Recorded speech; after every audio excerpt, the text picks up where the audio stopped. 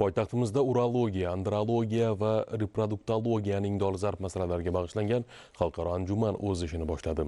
Tadbirda sohadagi zamonaviy tashxis va davolash usullari, innovatsion yondashuvlar hamda xalqaro tajriba almashish masalalari muhokama qilinmoqda.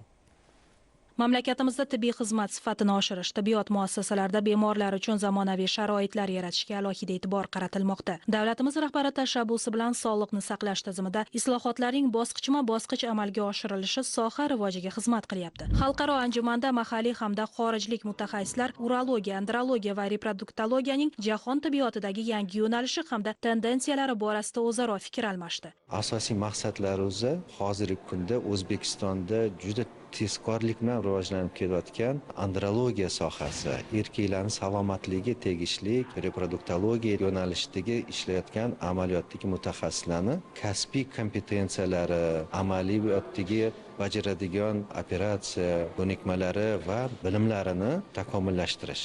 O'zbekiston Respublikasini rahbariyati Sog'liqni saqlash vazirligi tomonidan tasdiqlangan milliy standartlarimiz mavjud. Bundan tashqari oxirgi yillarda klinik protokollar ham amaliyotga kirdi. Shu asosiy direktiv hujjatlar asosida ish yuritish uchun bu bilimlarni tezkor hammaga yetkazib borishimiz kerak. Aynan shu masalalarga bu anjumanimiz bag'ishlangan bo'lib, bugungi kunda 350 dan oshiq mutaxassis ishtirok etmoqda. Shuningdek, konferensiya doirasida Yevropa yosh androloglar maktabi tashkil etilib, unda ishtirokchilar mahorat darslari orqali jahon andrologiyasi va reproduktologiyasidagi so'nggi yutuqlar bilan yaqindan tanishdi.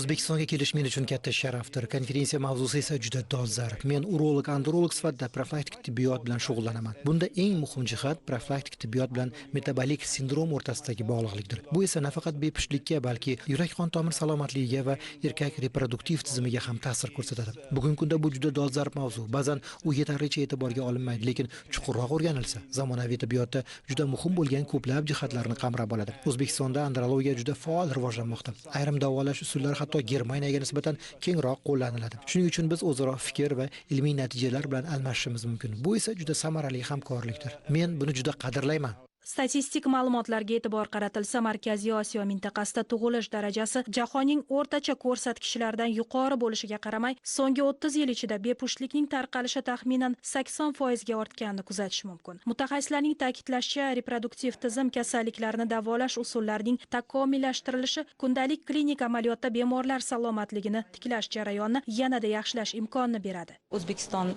Respublikasida prezidentimiz tomonidan yaratilgan shart-sharoitlar tufayli ta'lim, tibbiyotga juda katta ahamiyat berilmoqda. Bu konferensiyada nafaqat respublikamiz mutaxassislari, shu jumladan Germaniya, Turkiya, Qozog'iston, Rossiya, Qirg'iziston davlatlaridan olimlar tashrif buyurib, o'z ma'ruzalari bilan ishtirok etmoqdalar. Konferensiya doirasida memorandumlar tuzilgan bo'lib, bu memorandumlar keyinchalik davlatlararo hamkorlikni yana ham mustahkamlash uchun katta ahamiyat kasb etadi. Anjuman yakunida ilmiy-amaliy muloqotlarni muntazam o'tkazish, kelgusida urologiya, andrologiya va reproduktologiya yo'nalishlaridagi mutaxassislarning malakasini oshirish dasturlarini uzviy o'tkazish rejalari ko'rib chiqildi.